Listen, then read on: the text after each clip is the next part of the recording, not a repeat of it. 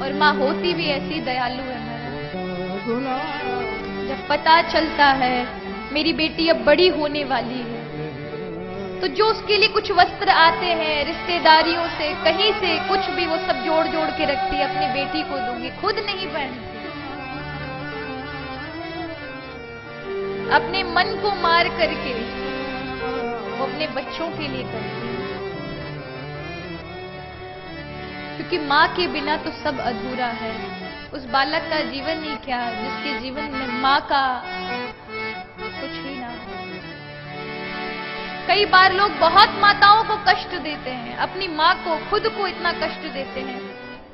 जिस माँ ने आपको वाणी दी, जिनकी वजह से आज मैं बोल पा रही हूं या आप बोलते हैं। जब संसार में आए थे एक शब्द का भी ज्ञान ना था, उसने ही इन शब्दों का ज्ञान दिया। लेकिन हमने क्या दिया उसके बदले में उसे? कष्ट। कुछ भी थोड़ा सा गुस्सा हुए तुरंत गालियां निकालने लगे, तुरंत उल्टा सीधा उसे डांट दिया, फटकार दिया।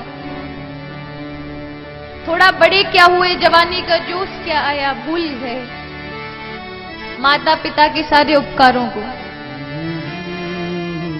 कि उन्होंने हमें क्या नहीं दिया। पैदा होते ही कभी मां के बाल खींचते, कभी कुछ करते, और वो हमेशा प्रेम करके अपना दुग्ध पान कराती, अपनी पावन शीतलता में रखती। जब बचपन था तब दुख क्या होता है ये तक का पता नहीं था, लेकिन थोड़े बड़े हुए तो जिम्मेदारियां क्या होती हैं कंधों पर आ गई। जब बचपन था तो इतनी भी फिक्र नहीं थी कि दुख और मजबूरियां और जिम्मेदारियां ये किस तिजोरी का, ये किस चीज का नाम है और किस तिजोरी में रखी रहती है। वो माता पिता ही अपने ऊपर जिम्मेदारियां सहन करते हैं, अपने बच्चों तक नहीं आने देते। लेकिन थोड़े बड़े हुए तो पता चला, जब इनसे गुजरे तो ना माता की वो शीतल छाया थी जिसमें आकर के इन सब चीजों का भान तक नहीं था। पिता के उस दुलार में, उस डांट में हमें लगता था कि बड़ा कठोर है हमारे माता पिता, में बिल्कुल कुछ अपनी आजादी नहीं जीने देते। पर जब बड़े हुए तब देखा कि वही जिम्मेदारियां खुद के कंधों पर आई तो कितना मुश्किल होता है। फिर भी अपने माता पिता के एहसानों को भूल जाएं, उनकी कृपा को भूल जाएं, जिन्होंने तुम्हें जीवन दान दिया, पालन पोषण किया। आज जिस पद पर तुम हो या जिस स्थिति में हो, जहां खड़े हो, माता पिता की तो कृपा है। हो सकता है कि उन्होंने जायदाद उनके पास नहीं थी तो नहीं दे सके आपको विरासत में, हो सकता है कि किसी अभाव में आपको शिक्षा भी नहीं दे पाए हों, लेकिन उन्होंने जीवन तो आपको दिया। 9 महीने उस मां ने गर्भ में तो रखा, आपको पालन पोषण तो किया।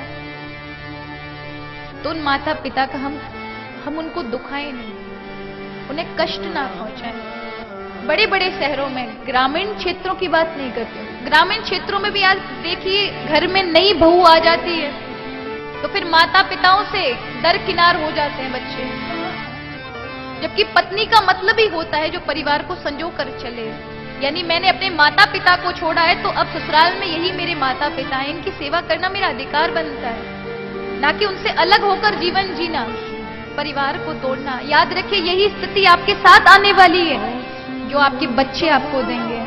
अगर आप इस स्थिति से सामना कर सको तो आप अपने सास ससुर या अपने माता पिता से बिल्कुल अलग रहिए, लेकिन अलग ना करें, ना ही अपने माता पिता को और ना ही जिन ससुराल में आप रह रहे हैं उनको। और बालकों को भी, भाइयों को भी अपने माता पिता पर विचार करना चाहिए।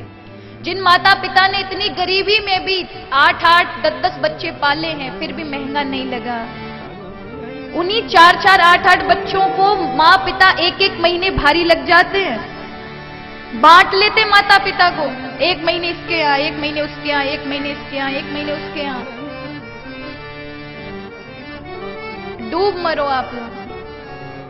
कि उनकी एक रोटी आपको इतनी भारी पड़ जाती है कि 1 महीने बाद, मैंने ऐसे ऐसे लोग देखे 1 महीने बाद 1 दिन नहीं संभाल सकते, कुछ बीमारी पड़ जाते तो चारों अपना पल्ला झाड़ देते, हमारा नंबर नहीं है, हम नहीं संभालेंगे। ऐसे माता पिता कहां जाएं? इसलिए जन्म दिया था उन 4 संतानों को, उस मां ने यूं ही बोझ धारण किया। आज भारतवर्ष में वृद्धाश्रम खुलना बहुत बड़ा दुखद है। क्या जगह जगह वृद्धाश्रम बनाने पड़ रहे हैं? क्यों? क्योंकि थोड़े से क्या प्रतिष्ठावान हुए, थोड़े से क्या पढ़े लिखे, थोड़े से क्या पद प्रतिष्ठा मिली, क्या जीवन में सुख सुविधा आई कि फिर माता पिता भार लगने लगे। ऐसी सुख सुविधाएं, ऐसी प्रतिष्ठा किस काम की कि जिन्होंने तुम्हें उस प्रतिष्ठा तक पहुंचाया, जिन्होंने तुम्हें जीवन दान दिया, उन्हीं को भूल गए।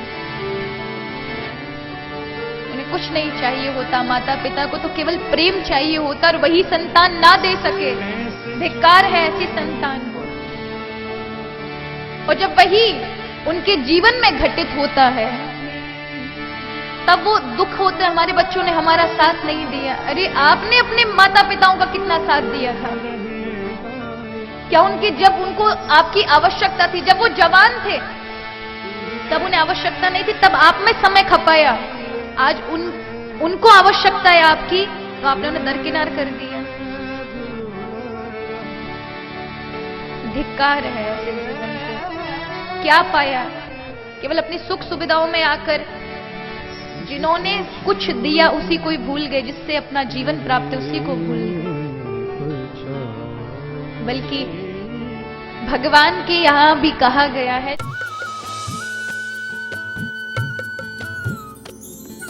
सर्वधर्म संगम, धर्म के सच्चे प्रहरी।